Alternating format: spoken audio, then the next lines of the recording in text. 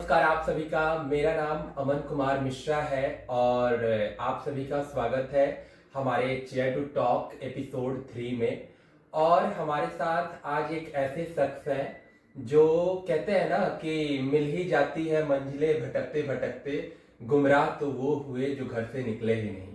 कैसे इन्होंने, मिथिलेश सर ने, एक छोटे से गांव से निकलकर और एक देश के सर्वोच्च संस्थान जैसे एनआईटी त्रिची में अपना कंप्यूटर साइंस इंजीनियरिंग पढ़ाई करते हैं। वहां से कैसे इन्होंने बहुत सारे स्ट्रगल्स किए, लाइक सर के पता चलता है कि इंग्लिश सर आपका उतना मजबूत नहीं था, तो कैसे सर ने उस सब चीज से स्ट्रगल किया और एनआईटी त्रिची जैसे संस्थान में अपने आप को रखा, बनाए रखा और वहां से अच्छे से निकला। सर सबसे पहले आप अपना इंट्रोडक्शन दीजिएंगे और फिर उस पर हम लोग आगे बात करते हैं। तो मेरा नाम मिथिलेश कुमार है और मैं एनआईटी त्रिची से पढ़ाई की हूँ अपना मास्टर ऑफ कंप्यूटर एप्लीकेशन, और अभी मैं पास आउट हुआ हूँ 2025 बैच। सर आपकी ऑल इंडिया रैंक 49? मेरा ऑल इंडिया रैंक 49 थी जी। जी तो सर आप बताइए सबसे पहले कि आप स्कूलिंग आपकी कहाँ से हुई है और आपकी 12वीं की पढ़ाई कहाँ से हुई है और फिर तैयारी कैसे की आएगी? तो अगर ना पूछिए स्कूलिंग तो बेटर है, क्योंकि वो यादें बहुत सताती है। वहाँ जहाँ से मैं स्कूलिंग करता था, मैं अपने गांव के एक स्कूल, सरकारी स्कूल में थे। वहाँ पे टीचर ही 2 हुआ करते थे 1 to 8 के लिए, और वो 2 टीचर कुछ नहीं करते थे, बस अपना रजिस्टर मेंटेन करते थे। सरकारी जी स्कूल था। अच्छा सर। और बच्चे ही 20-25 रहते थे, और जो बच्चे आते थे उन्हें कोई मतलब ही नहीं, वो गरीब घर से ही आते थे। अमीर घर के बच्चे तो प्राइवेट स्कूल अच्छे से पढ़ाई करते थे। हम लोग को पता ही नहीं था आगे क्या करना है नहीं करना है, कोई बताने वाले ही नहीं थे। हाँ सर, एक गाइडेंस प्रॉपर मिलती है, एक प्राइवेट या फिर अच्छे जो घर से बिलोंग करते हैं उन लोगों को एक प्रॉपर गाइडेंस भी मिल जाती है, जो कि एक जो पुअर फैमिली से बिलोंग करते हैं उन लोगों को नहीं मिल पाती है। हाँ, वहाँ कहीं ना कहीं जो सरकारी टीचर थी उस टाइम के, अभी का तो मुझे पता नहीं, उस टाइम के जो थे उनकी भी बहुत ज्यादा गलती थी, क्योंकि अगर वो भी बता देते, क्योंकि वो भी बहुत बड़े एग्जाम निकाल के आए तभी टीचर बने। जी। अगर वो भी गाइड करते अपने बच्चे की तरह, तो मे भी बहुत बच्चे का फ्यूचर अच्छा होता। हमारे साथ जितने भी बच्चे थे हमारे स्कूल में, उनमें से जो सरकारी स्कूल में थे उनमें से 2 या 3 बच्चे ही हम लोग कहीं ना कहीं थोड़ा सा भी सेटल हूँ। जी सर, तो आपकी 12वीं की पढ़ाई मतलब कहाँ से हुई? वो भी गांव में हुआ या शहर में आकर आपकी पढ़ाई? नहीं, मैं जैसे कि बिहार में, मैं भी बिहार से हूँ, आप भी बिहार से हैं सर, तो मोस्टली बच्चे, बिहार के बच्चे तो या तो पटना जाते हैं नहीं तो कोटा जाते हैं जेमेंस की तैयारी करने के लिए। कोटा में बहुत सारा अभी दिक्कतें हैं, लेकिन वहीं कुछ बच्चे निकल जाते हैं, कुछ बच्चे वहां से नहीं निकाल पाते हैं, बहुत स्ट्रगल होती है। तो आपने अपनी सर 12वीं की पढ़ाई कहाँ से कैसे किया? तो मेरे पास या मेरे पेरेंट्स के पास उतने पैसे तो थे नहीं कि मैं पटना या फिर कोटा जाते। जी सर। तो मैं शहर सहरसा आया था, और वहाँ पे फर्स्ट टाइम मैं गांव से बाहर शहर आया था, और बहुत सारे दिक्कतें वहाँ भी आई, जैसे टीचर कौन अच्छे है नहीं है मुझे कुछ भी पता नहीं थे, कोई गाइडेंस नहीं थे, कोई भी गाइडेंस नहीं थे, रियली कोई गाइड नहीं किया था। तो और खुद के बदौलत सर जो भी आपने किया। तो मैं सारे टीचर के, मतलब 2-3 टीचर के पास गया, फिर मुझे लगने लगा कि अच्छा पढ़ाते हैं। शुरू में अच्छा पढ़ाते थे, बाद में पता चला कि हमारा सिलेबस ही खत्म नहीं हुआ, 2 चैप्टर के बाद आगे बढ़ा ही नहीं। बहुत सारी दिक्कतें हुई, जिसके कारण मेरे 56% ही रहा है 12th में। सर के एक और बात बताना मैं भूल गया कि सर के 12th में 56% थे। और सर इंग्लिश में आपके कितने मार्क्स थे? 12th में मे भी 43 थे। 43 थे। और उसके अलावा भी 12th में मैं फेल था केमिस्ट्री में। अच्छा सर। सरकार ने 2 मार्क ग्रेस दे के पास सर वो तो हमें वही वाला याद आ रहा है, जैसे बिहार में होते हैं ना बच्चे जेईई मेंस या फिर नीट ये सब जैसे बड़े बड़े एग्जाम क्रैक कर लेते हैं, लेकिन 12th में गड़बड़ हो जाती है उनसे। वो तो बिहार बोर्ड की कृपा है। हाँ, इसलिए मोस्टली बच्चे सर वहाँ पे बिहार में बिहार बोर्ड नहीं ले रहा है, सीबीएसई बोर्ड ले रहा है। यही सब रीजन से कि उनका ये जो सीबीएसई ने, सॉरी जेईई मेंस ने क्राइटेरिया निकाला है अपना कि 75% होने चाहिए तभी, इसके वजह से। और बिहार बोर्ड में क्या होता है कि पेपर भी ढंग से चेक नहीं हो पाते हैं, इसलिए बहुत सारे बच्चे अब सीबीएसई बोर्ड में ही जाना चाह रहे हैं, बिहार बोर्ड में नहीं। एक और मेजर कारण है, जैसे कि बड़े कॉलेज जाने के बाद भी मेरे साथ ऐसा हुआ ना कि जब मैं वहां गया, जब मैं कंपनी में बैठने मतलब मैं मेरी तैयारी हो गई, मेरी अच्छी तैयारी थी, लाइक बहुत अच्छी तो नहीं कह सकते, इतनी अच्छी थी कि मैं अपने बैचमेट में टॉप 10 टॉप 20 के अंदर आती जी थी। जी सर, But- वही होता है ना, बिहारियों की मैथमेटिक्स बहुत हाई लेवल की होती लेकिन है। जो हमारे 12th के मार्क्स थे, दूसरे स्टेट के सीबीएसई बोर्ड हो या दूसरे स्टेट के कोई भी बोर्ड हो, वो 90-95% मार्क्स देते हैं बच्चे को। जी जी। और एमएनसी जितने भी है, जो भी कंपनी है, सब मांगती थी 75 प्लस, जी, 80 जी, प्लस, जी, जी। मिनिमम 60 प्लस रखती जी, थी, जिसके कारण मैं मैक्सिमम कंपनी में बैठ ही नहीं पाया। तो मेरा आपका क्वेश्चन ये था कि सीबीएसई, मोस्टली बच्चे सीबीएसई लेते हैं, मैं भी प्रेफर करूंगा, अगर कोई गरीब माँ बाप भी है, अगर वो किसी भी तरह से बच्चे को सीबीएसई में पढ़ा पा रहे हैं, तो उनको सीबीएसई में ही पढ़ाना जी, जी, चाहिए। जी, जी। बिकॉज अभी तक जितने भी सरकारी स्कूल कॉलेज है, जो मतलब गांव लेवल पे, ग्राउंड लेवल पे है, या फिर छोटे शहर में, बिल्कुल पढ़ाई नहीं होती है। जी, वो बात है। बात हो गई सर कि आपने कैसे अपनी तैयारी की, कैसे अपने पढ़ाई की, और एक सर्वोच्च संस्थान जैसे एनआईटी त्रिची जैसे संस्थान में पहुंचते हैं।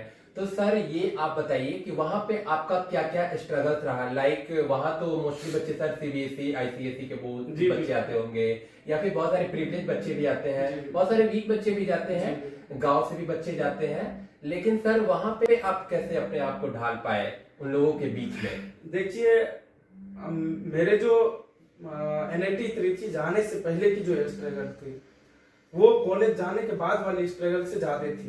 बिकॉज मुझे कुछ पता ही नहीं था, मैंने कभी पढ़ा ही नहीं मैथ के अलावा, थोड़ी बहुत साइंस पढ़े, क्योंकि गांव घर में कोई टीचर इतने अच्छे नहीं थे जो हमें इतने अच्छे से गाइड कर पाए, पढ़ा पाए, और इतने पैसे भी नहीं थे जो अच्छे संस्थान जा पाए। तो कहीं ना कहीं मेरे माता पिता किसी भी तरह, मेरे भैया किसी कष्ट से पढ़ाए मुझे। और 12th के बाद मुझे रियलाइज हुआ कि जब मैं ग्रेजुएशन में था, यूजी में, रियलाइज हुआ कि कुछ ना कुछ करना चाहिए मुझे। फिर मैंने पढ़ाई स्टार्ट किया। फिर मुझे ऐसा लगता था कि कई बार मुझसे तो कुछ हो ही नहीं रहा था, मुझे लग रहा था कि मेरे लिए सब चीज पहाड़ है। फिर मैंने सोचा कि कोई ना कोई तो करता है, अगर हम अभी रुके रह गए तो मैं जितना अभी कर पाऊंगा वो भी तो नहीं कर पाऊंगा। पिछले तो हम रुके ही रह गए 12 साल, अगर अभी हम रुके रह गए तो 14 साल रुक जाएंगे। तो मैंने स्टार्ट किया 14 घंटा पढ़ना, 14 आवर्स, 15 आवर्स पर डे पढ़ते थे, सब चीज भुला गए थे। और फिर धीरे धीरे लगा कि अब कवर होने लगे, तो सारी चीजें ऐसे हो गई कि मैथ ऐसे लगने लगा कि अब तो मैथ मेरा ही है। और बहुत अच्छे मार्क्स थे, बहुत अच्छे मार्क्स थे मैथ में, जी, जी, 519 आउट ऑफ 600। तो अब अपना जो स्ट्रगल था वो और थोड़ा सा उसको एक्सप्लेन कीजिए सर। तो जब मेरी रैंक आई, उसके बाद जब मैं कॉलेज गया, कॉलेज भी मैं अकेले गया, वो भी पहली बार घर से इतने दूर, जो एक पूरे नॉर्थ इंडिया से साउथ इंडिया जाना, मतलब बहुत स्ट्रगल वाली बात थी। फर्स्ट टाइम मैं निकला था, और वहां जाने के बाद जब कॉलेज गया तो बहुत अच्छा लगा, बहुत उत्सुक थे अपने आप में, जो कहीं ना कहीं कुछ बहुत बड़े मिलने वाले हैं इस संस्थान से, और मिलते भी है, बहुत बच्चे को मिले भी, हमें भी मिले बहुत चीज। गए वहाँ पे सीनियर लोग से मुलाकात हुई। फर्स्ट टाइम सीनियर लोग से मुलाकात हुई, वो लोग सामने से आते थे और बहुत अच्छे थे सारे सीनियर, हम लोग भी बहुत अच्छे बन के रहे। हमारे सीनियर जिस तरह से हम लोग के साथ व्यवहार किया, हम भी जूनियर के साथ किए, तो ये परंपरा बहुत अच्छी लगी हमें। सारे एडमिशन कराना, हॉस्टल में एडमिशन कराना, उसके बाद सारी चीजें करना, मतलब फिर उसके बाद आफ्टर एडमिशन 2-3 दिन बाद जब क्लास स्टार्ट हुई, जब मेरी फर्स्ट क्लास थी, उस टाइम में ऑपरेटिंग सिस्टम के सर थे, वो पढ़ा रहे थे, उनका नाम मैं नहीं लूंगा, पढ़ा रहे थे बोर्ड पे। फिर मैं अपने इंग्लिश की बुक पढ़ रहा था, लिख रहा था, तो सर बोर्ड से देख रहे थे और कुछ बोल रहे थे, व्हाट आर यू डूइंग, और मुझे उस टाइम में इसका भी मतलब मालूम नहीं था। मैं फिर भी लिखे जा रहा हूँ, पढ़े जा रहा हूँ। फिर वो बगल वाले मेरे दोस्त बोलते हैं, भाई तुम्हें बोल रहा है। तो मैं खड़ा हो गया। फिर उसने पूछा what are you doing, why are you, मतलब जो उनके कहना था थोड़ा अलग शब्द थे, इसलिए मैं बोल रहा हूँ। तो फिर मैं कुछ समझ ही नहीं पाया, मैं हाथ उठा के ऐसे ऐसे कर दिया। उस दिन फिर सब हंसने लगे, और उस टाइम हंसे। उसके बाद सबने मेरे साथ दिए, सब मुझे मदद किए, बहुत मदद किया। हमारे बैचमेट बहुत अच्छे थे, यही इन्वायरमेंट वहाँ का अच्छे बनाते हैं लोगों को। फिर कहा कि नहीं, तुम अगर कर लिया है इतना तो ये तो बहुत आसान है। तो फिर मैंने स्टार्ट किया। उन बच्चे से बहुत मैं पीछे था। फर्स्ट सेमेस्टर तो ऐसे गया, रो रो के बीता था। कई रात मैंने रोने लगता था कि भाई मैं क्या कर रहा हूँ। वहाँ भी जाके मैं 12 घंटा 10 घंटे पढ़ते थे। फिर धीरे धीरे फर्स्ट सेम के बाद मुझे थोड़ा थोड़ा सब चीज़ समझ आने लगा। फिर मैंने अच्छे से तैयारी की। फिर जब मेरे फिफ्थ सेम आया, प्लेसमेंट की टाइम थी, इंटर्नशिप मेरी नहीं लगी थी, प्लेसमेंट की टाइम थी। तो मुझे जाना था लाइक सॉफ्टवेयर फील्ड में। या तो मैं सॉफ्टवेयर में जाऊंगा या नहीं तो मैं खुद के कुछ करूंगा। और मेरा पैशन शुरू से ही रहा था टीचिंग का। तो फिफ्थ सेम तक मेरी प्लेसमेंट नहीं लगी। और हमारे जितने भी साथ वाले थे, जो हमारे मतलब कि थोड़ा बहुत जिनके आगे पीछे हम थे, उन सबका लग गया। तो मुझे लगा कहीं ना कहीं मेरे लिए ये चीज नहीं बना है। जी जी। तो फिर मैंने खुद की कोचिंग संस्थान स्टार्ट किया था। बच्चों को सर पढ़ाते थे लगता है? हाँ, मैंने 25-30 के आसपास पढ़ाते थे। एक अच्छा। महीना ही मैंने पढ़ाया। और घर की प्रॉब्लम के कारण मुझे थोड़ी सी वहाँ और से कोई उसके बाद पढ़ाने के बाद आपने कोई बिजनेस वगैरह, सॉरी क्या बोलते हैं, कोई आपने कंपनी भी स्टार्टअप किया था ना? नहीं, उसी को एज ए कंपनी अच्छा अच्छा, उसी को स्टार्टअप। और मैं आगे भी करने वाला हूँ। अभी हाँ नहीं हाँ बता सर, वो सकता तो हूँ। क्योंकि अब एक बार मन बन गया तो। हाँ हाँ हाँ। और सर ये तो हो गई कि स्ट्रगल वाली फेज हो गई। और NIT त्रिची संस्थान में रह के आपका मतलब पर्सनल जा रहा हूँ कि दिल टूटा कि नहीं सर? दिल, देखिए दिल टूटना क्या होता है, एक होती है कि अपनी लिमिट क्रॉस नहीं किया। जी जी। गर्लफ्रेंड, मैं उस टाइम में फोकस करते थे अपनी पढ़ाई पे, अपने लक्ष्य पे। बिकॉज मैं बहुत पीछे था। एक होता है जीरो पे बच्चे में माइनस में था उस टाइम पे। तो मुझे लगा ये चीज उस टाइम के लिए पहले एक शायरी सुनाइए सर कि उस समय आप क्या लिखते थे, वो एक शायरी सुनाइए। देखिए उस टाइम तो मेरे स्ट्रगल की टाइम थी। तो एक मैंने लिखा था कि, सुना, एक मैंने लिखा था कि कई बार ऐसा लगता था कि क्या मेरे साथ ही ऐसा होता है और दूसरे लोगों के साथ क्यों नहीं होता है, जिंदगी अच्छा। मुझे ही क्यों सता रही है। तो उस टाइम पे लिखा था, ए जिंदगी अब ना मुझे सताओ तुम, ए जिंदगी अब ना मुझे सताओ तुम, अब तो मुसीबत से निकालो तुम। थक गया हूँ लड़ते लड़ते, थक गया हूँ लड़ते लड़ते, अब तो मुझे बचा लो तुम। और कितनी परीक्षा बाकी है इतना तो बता दो तुम। सिलेबस मैं खुद बना लूंगा, जरा एग्जाम का डेट तो बता दो तुम। ए जिंदगी अब ना मुझे तरपाओ तुम। बचपना तो छीन ली मेरी नंगेपन, बचपना तो छीन ली मेरी नंगेपन में, अब जवानी तो लौटा दो। ए जिंदगी अब ना तुम मुझे सताओ। ए जिंदगी तेरी अदालत भी वैसी है क्या, सपने दिखाते हो आसमान में उड़ने की, सपने दिखाते हो आसमान में उड़ने की, जब उड़ने की बारी आती है तो पंख काट लेते हो। वाह वाह सर, वाह वाह। ये जिंदगी अब न तरपाओ मुझे, तेरे ये खिलौना अब टूट टूट के जुड़ने की हालत में है। तेरा ये खिलौना अब टूट टूट के तो ये तो शायरी सर आपने जो सुनाई, ये तो स्ट्रगल पे शायरी थी जी सर। वो सुनाइए जो उनके लिए लिखा था कभी। नहीं, ऐसा कुछ मैं किसी के लिए लिखा नहीं। मैंने दोस्तों को जब देखता था कि बहुत सारे दोस्त ऐसे थे जिनके दिल टूटने पे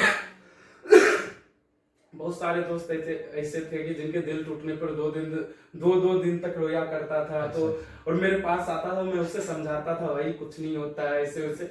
अब मुझे तो पता नहीं कि उस टाइम पे इश्क होती है क्या। हाँ।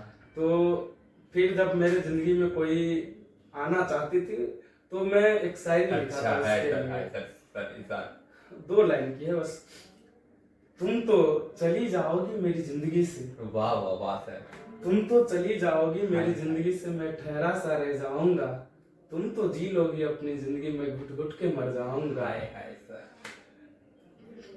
और एक मेरी भी शायरी है सर, तो मैं आपको सुना रहा हूँ कि मेरे दिल के मेरे रूह के, मेरे दिल के मेरे रूह के, मेरे हर सांसों में हर कोने में तेरा नाम लिखा है। वाह वाह। तेरे बिना मेरी हर खुशी अधूरी है, तेरे कि बिना मेरी हर खुशी अधूरी है और तू रहती तो दिल को सुकून है। तू मिल जाए, मैं उसे कह रहा हूं कि अगर तू मुझे मिल जाए, जी। तू मिल जाए तो सारी दुनिया जीत लाऊं ओह और रख दूं तेरी कदमों में, जरा सी दिल में दे जगह, तू यही मेरी आखिरी ख्वाहिश है। वाह वाह, बहुत गहरी तो है। इसी के साथ हमारे साथ मिथिलेश सर थे, जिन्होंने अपनी बहुत सारी स्ट्रगल्स की कैसे, और अभी सर बहुत सारे बच्चे को मार्गदर्शन कर रहे हैं, और एक गांव से कैसे बच्चा निकलता है और देश के सर्वोच्च संस्थान जैसे एनआईटी त्रिची में पढ़ाई करके अपना लक्ष्य पूरा करते हैं और अपने आगे के सपनों को, उड़ान को भरते हैं। तो आज मेरे साथ सर बहुत अच्छा लगा कि थैंक यू आप सर, मुझे भी अच्छा लगा। कि मुझे बहुत अच्छा लगा कि आज आपसे बातचीत हुई। और सर एक और चीज कि सर उन बच्चों को भी आप थोड़ा मार्गदर्शन कर दें जो आगे तैयारी कर रहे हैं और वैसे संस्थान में पहुंचने की मनोकामना है, उन लोगों के लिए भी सर अराउंड 1 मिनट में आप 2-4 लाइन कर बोल दें। उसके बाद मुझे पता है सर आपको कहीं जाना है, तो इसलिए मैं आपको छोड़ दूंगा। तो सर क्या है ना कि मैं तो उनको यही कहूंगा कि कभी भी हार नहीं मानना चाहिए। अगर हम एक कदम भी बढ़ा रहे हैं तो हम एक कदम आगे जा रहे हैं। अगर हम रुके हैं, सोच रहे हैं पिछले कदम के बारे में, जो हम तो बर्बाद कर चुके हैं पिछले, हम वो टाइम और वो कदम भी मेरा रुका हुआ है और टाइम निकले जा रहा है, टाइम निकले जा रहा है, हम रुके हुए, वहां पे मेरे कदम अटके हुए। तो इससे अच्छा है कि पास्ट को नहीं सोचते हुए प्रेजेंट में जिए, फ्यूचर के बारे में सोचे, ताकि मैं गोल अपना फिक्स रखे कि हमें यहाँ तक पहुंचना है। आपके लिए वही सब चीज होना चाहिए और भले ही धीरे धीरे ही सही, पर कदम बढ़ाते रहना चाहिए।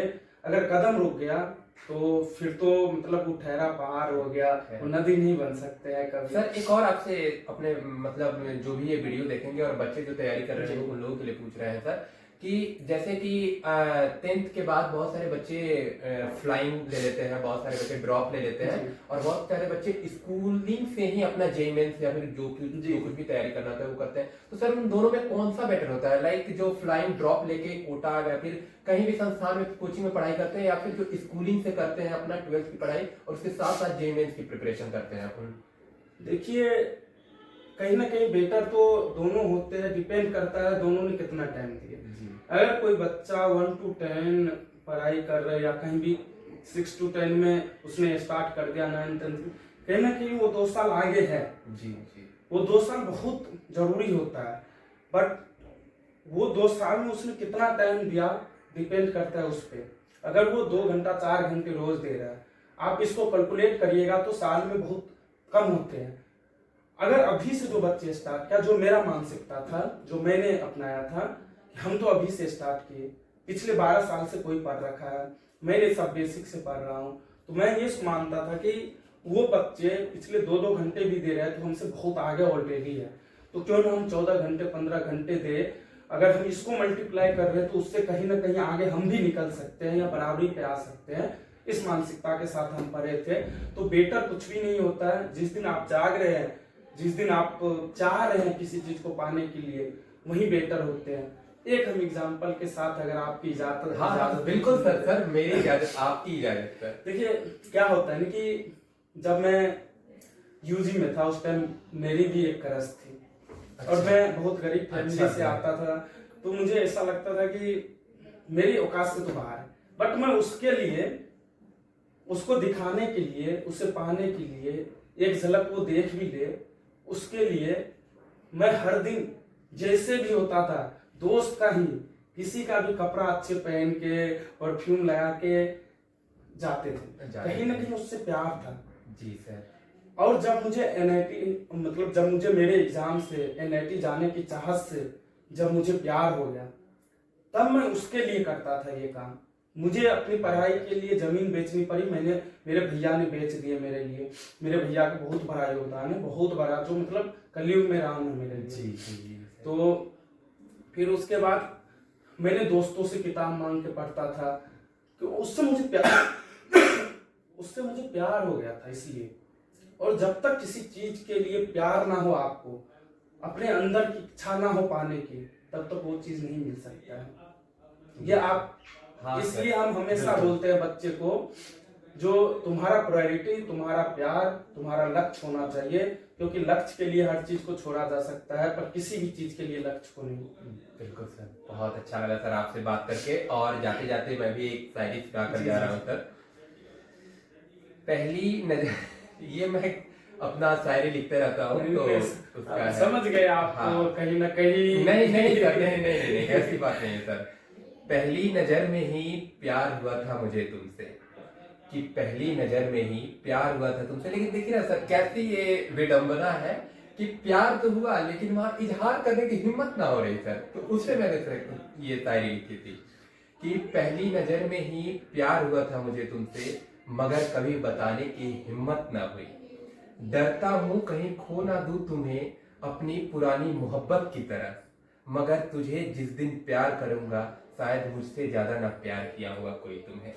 इसी के साथ बट मैं सर एक मिनट और, बस यहाँ पे प्यार उसी से करना आप लोग जो आपको आगे ऊंचाई तक ले जा सके और उससे भी साथ में मिला दे। जी जी सर, जी जी।